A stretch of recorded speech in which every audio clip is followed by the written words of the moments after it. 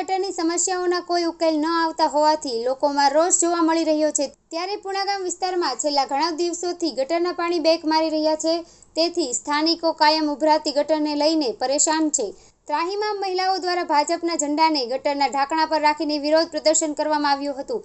લોકોએ કહ્યું કે Vikramnagar society, Santoshi Krupa society, Netalde park society, Chamundanagar society, Punagam ખાતે છેલ્લા 6 દિવસથી ગટર ઉભરાય છે। સ્થાનિકોએ કહ્યું છે, 6 દિવસથી સતત ગટરનું પાણી ઉભરાય છે। અમારી સોસાયટીમાં ગટરનું પાણી આવે છે, અમારા ધાબા પર પાણી ભરાય છે તો પાલિકા દંડ ફટકારે છે। ત્યારે આવા ગટરના પાણીને લીધે ગટરના પાણી ઉભરાતા બીમારી વકરે તેવો ભય છે। અહીંથી બાળકોને શાળાએ જવા માટે રસ્તાનો ઉપયોગ કરવો પડે છે।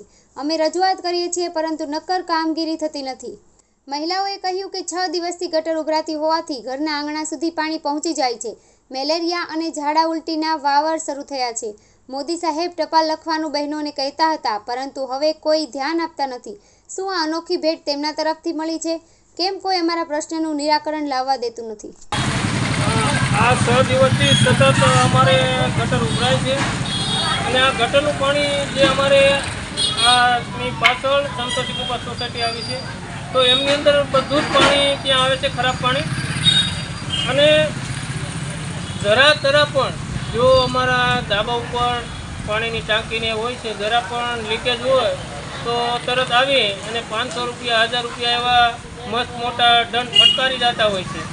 અને આ પાણી સતત 6 દિવસથી ગંદુ જાય છે, તો આની અંદર મેલેરિયા છે, એવા ઘણા બધા પ્રકારના રોગો થાય તો બાળકોની દશા શું થાય? કારણ કે બાળકોને ભણવા જવા માટે આ રોડેથી જ નીકળવું પડતું। તમે કોઈને રજૂઆત કરી છે આ બાબતે?